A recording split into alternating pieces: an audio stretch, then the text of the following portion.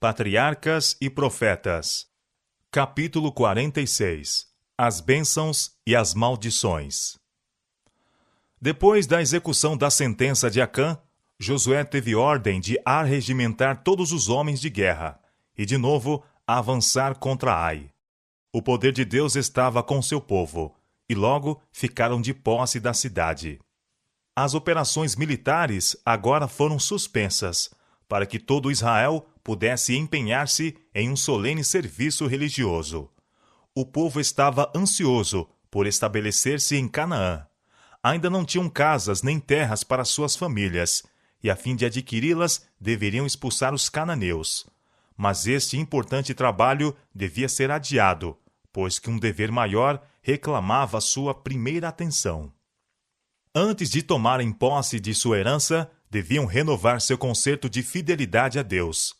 Nas últimas instruções de Moisés, por 2 vezes haviam sido dadas ordens para sua convocação das tribos nos montes Ebal e Gerizim, em Siquém, para o reconhecimento solene da lei de Deus. Em obediência a essas ordens expressas, todo o povo, não somente homens, mas mulheres, crianças e estrangeiros que andavam no meio deles, deixaram seu acampamento em Gilgal e marcharam, através do território de seus inimigos, ao vale de Siquém, próximo do centro daquela terra. Posto que cercados de adversários não vencidos, estavam seguros sob a proteção de Deus enquanto lhes fossem fiéis. Agora, como nos dias de Jacó, o terror de Deus foi sobre as cidades que estavam ao redor deles, e os hebreus não foram incomodados. O lugar indicado para este serviço solene já era sagrado pela sua ligação com a história de seus pais. Ali foi que Abraão erigiu seu primeiro altar a Jeová na terra de Canaã. Foi ali que Abraão e Jacó armaram suas tendas. O último comprara ali o campo em que as tribos deveriam sepultar o corpo de José. Ali também estava o poço que Jacó cavara e o carvalho sob o qual sepultaram os ídolos de sua casa. O local escolhido era um dos mais belos de toda a Palestina e digno de ser o teatro em que aquela grandiosa e impressionante cena deveria ser levada a efeito. O lindo vale, com seus campos verdejantes, pontilhados de bosques de oliveiras, regados de riachos oriundos de fontes vivas e adornado de flores silvestres, estendia-se de um modo convidativo entre as colinas áridas. Ebal e Gerizim, nos lados opostos do vale, quase se aproximavam uma da outra, parecendo seus contrafortes inferiores formar um púlpito natural, sendo audíveis em uma delas distintamente todas as palavras proferidas na outra, ao mesmo tempo em que os lados da montanha, recuando, proporcionavam um espaço para a vasta congregação. Segundo as instruções dadas por Moisés, um monumento de grandes pedras foi erigido no Monte Ebal. Sobre essas pedras, previamente preparadas por uma cobertura de argamassa, foi inscrita a lei. Não somente os 10 preceitos proferidos no Sinai e gravados em tábuas de pedra, mas as leis comunicadas a Moisés e por ele escritas em um livro. Ao lado deste monumento foi construído um altar de pedras não lavradas, sobre o qual foram oferecidos sacrifícios ao Senhor.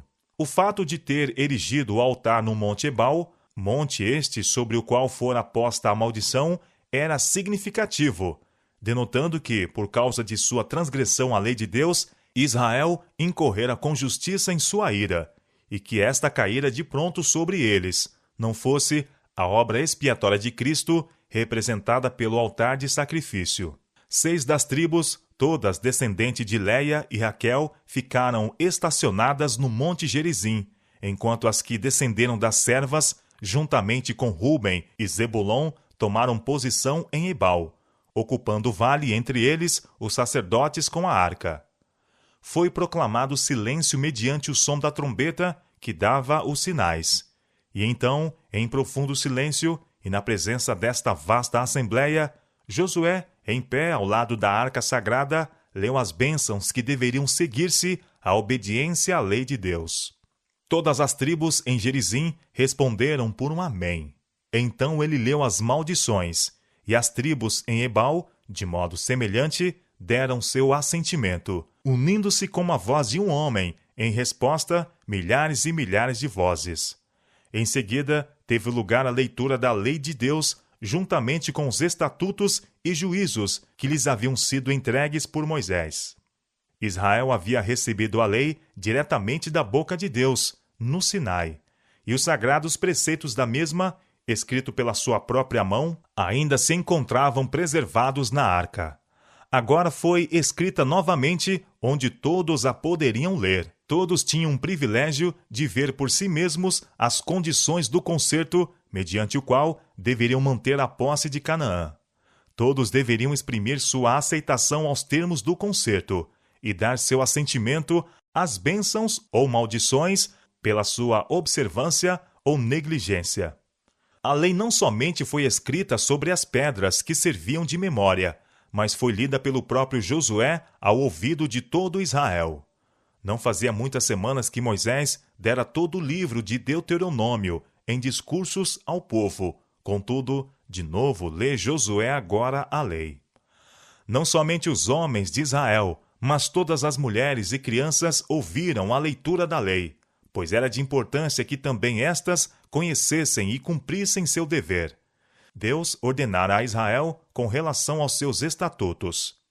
Ponde, pois, estas minhas palavras no vosso coração e na vossa alma, e atai-as por sinal na vossa mão, para que estejam por testeiras entre os vossos olhos.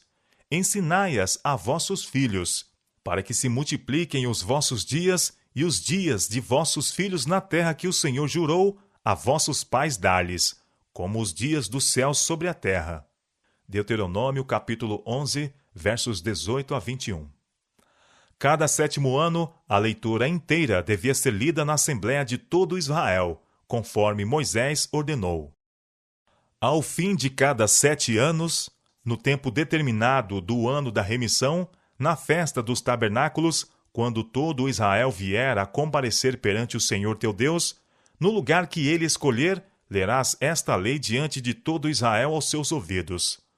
Ajunta o povo, homens e mulheres, e meninos, e os teus estrangeiros que estão dentro das tuas portas, para que ouçam, e aprendam, e temam ao Senhor vosso Deus, e tenham cuidado de fazer todas as palavras desta lei. E que seus filhos, que não a souberem, ouçam e aprendam a temer ao Senhor vosso Deus, todos os dias que viverdes sobre a terra a qual ides, passando o Jordão a possuir. Deuteronômio capítulo 31, versos 10 a 13. Satanás está sempre em atividade, esforçando-se por perverter o que Deus falou, por cegar a mente e obscurecer a compreensão e levar desta maneira os homens ao pecado. É por isso que o Senhor é tão explícito, tornando suas reivindicações tão claras que ninguém está no caso de errar. Deus está constantemente procurando trazer os homens sob íntima proteção, a fim de que Satanás não possa exercer sobre eles o seu poder cruel e enganador. Deus condescendeu em falar com eles de viva voz, e escrever com sua própria mão os oráculos vivos. E estas benditas palavras, todas animadas de vida e luminosas de verdade, são confiadas aos homens como um guia perfeito. Visto que Satanás está tão pronto para se apoderar da mente e desviar das promessas e requisitos do Senhor as afeições, necessita-se da maior diligência para fixá-las no espírito e gravá-las no coração. Maior atenção deve ser dada pelos ensinadores religiosos à instrução do povo nos fatos e lições da história bíblica e nas advertências e ordens do Senhor. Estas coisas devem ser apresentadas em linguagem simples, adaptada à compreensão das crianças. Deve ser uma parte da obra, tanto dos ministros como dos pais, providenciar para que os jovens sejam instruídos nas Escrituras. Os pais podem e devem interessar os filhos no conhecimento variado que se encontra nas páginas sagradas. Mas se quiserem interessar seus filhos e filhas na palavra de Deus, deverão eles próprios estar interessados na mesma. Devem estar familiarizados com seus ensinos e, conforme Deus ordenou a Israel, falar a tal respeito, assentado em sua casa e andando pelo caminho, e deitando-te, e levantando-te. Deuteronômio capítulo 11, verso 19. Aqueles que desejam que seus filhos amem e reverenciem a Deus devem falar de sua bondade, sua majestade e seu poder, conforme se acham revelados em sua palavra e nas obras da criação. Cada capítulo e cada versículo da Bíblia é uma comunicação da parte de Deus aos homens. Devemos ligar seus preceitos como sinais sobre nossas mãos e como testeiras entre nossos olhos. Sendo estudada e obedecida, haveria de guiar o povo de Deus como guiados foram os israelitas, pela coluna de nuvem durante o dia e pela coluna de fogo à noite.